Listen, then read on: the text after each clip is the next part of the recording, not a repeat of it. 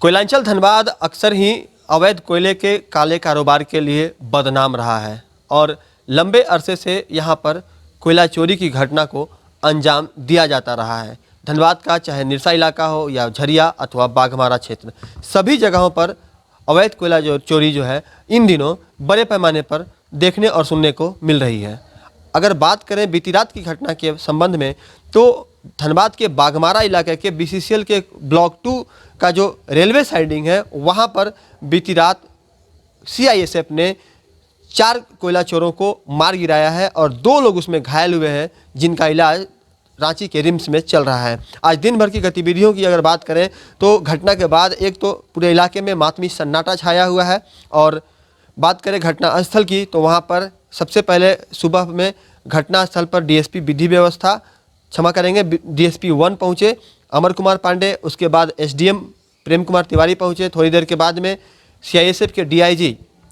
विजय काजला पहुँचे और सभी लोगों ने वह उस घटना स्थल पर जाकर निरीक्षण किया, यथा स्थिति को देखा कि आखिर किस तरह से रात में घटना घटी थी और सीआईएसएफ ने जो एक्शन लिया वह कितना उचित था और कितना अनुचित था। पूरे मामले में एसडीएम प्रेम कुमार तिवारी ने मीडिया से बात की, लेकिन उन्होंने स्पष्ट रूप से कुछ भी कहना मुनासिब नहीं समझा और वो मीडिया के सवालों से बचते नजर आए। बात अगर सीआईएसएफ डीआईजी की करें तो उन्होंने स्पष्ट तौर पर कहा कि आत्मरक्षा के लिए गोली चलाई, चूँकि उनके एक पदाधिकारी को कोयला चोरों के द्वारा मारपीट किया जा रहा था, उनका वेपन छीनने का प्रयास किया जा रहा था, और उन्होंने इस घटना के लिए जो लोग मरे हैं, इस घटना में जिन लोगों की मौत हुई है, उन चारों के परिजनों के प्रति उन्होंने संवेदना भी व्यक्त की और उन्होंने कहा कि सीआईएसएफ आसपास के ग्रामीण क्षेत्रों को अपने साथ हमेशा लेकर चलती है, उनके विकास के लिए कार्य करती है। बावजूद अगर ग्रामीण क्षेत्र के लोग उन्हें सहयोग नहीं करेंगे तो यहाँ पर राष्ट्रीय संपत्ति का रक्षा कर पाना बहुत ही मुश्किल हो जाएगा। अगर बात करें धनबाद में सियासी तापमान की, तो जो विपक्षी कुनबा है, खास करके जो भाजपा का जो कुनबा है, वो हमेशा से हेमंत सरकार पर कोयला चोरी का आरोप लगाते हुए उस पर शुरू से ही हमलावर रही है। और आज भी कमोबेश जिले के जो प्रभारी मंत्री हैं और सूबे के स्वास्थ्य मंत्री हैं बन्ना गुप्ता भी धनबाद आए थे, लेकिन वो मीडिया के सवालों से बचते नजर आए और वो कुछ भी बगैर कहे यहाँ से वो प्रस्थान कर गए। और अगर हम बात करें इस इलाके की, जहाँ के लोग मरे हैं और जहाँ पर मातमी सन्नाटा आज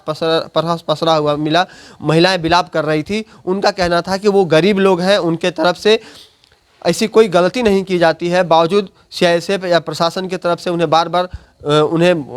मारपीट किया जाता है और अब तो उनके घरों के चिराग ही बुझ गए।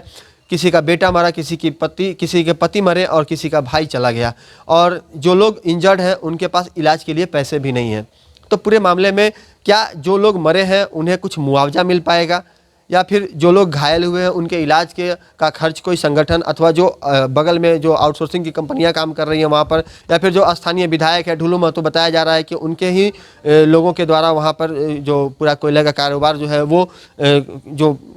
जो क्षेत्र है वो उन्हीं के वर्चस्व के क्षेत्र में आता है, और जो लोग काम कर रहे थे कोयला चोरी करने का, वहाँ पे भी एक कुख्यात यादव गिरोह है, उनके द्वारा इस घटना को अंजाम दिया जा रहा था। तो क्या जो लोग इन गरीब लोगों से कोयला चुनवाते हैं, कोयला चोरी करवाते हैं और बाद में उस कोयले को बिहार ही नहीं बल्कि यूपी के साथ साथ देश के अलग अलग मंडियों में भेजने का काम करते हैं डिस्को पेपर के माध्यम से, क्या उन लोगों के द्वारा इन गरीब लोगों को कुछ मुआवजा दिया जाएगा या फिर सीआईएसएफ अथवा बीसीसीएल की तरफ से कुछ मुआवजा दिया जाएगा? इन तमाम चीज़ों पर आज दिन भर चर्चा बनी रही। बहरहाल इस पर यह जो घटना घटी है, इस पर कल जब सभी जो लोग मरे हैं उनका शवों को जब संभव है कि आज रात में उनकी अंत्येष्टि कर दी जाए, लेकिन इस मामले को लेकर आने वाले दिनों में धनबाद का राजनीतिक तापमान तेज होने वाला है और आने वाले वक्त में एक बड़ा बहस का मुद्दा भी यह बन सकता है। सहयोगी मुन्ना के साथ राजकुमार जायसवाल, न्यूज़ 22 स्कोप, धनबाद।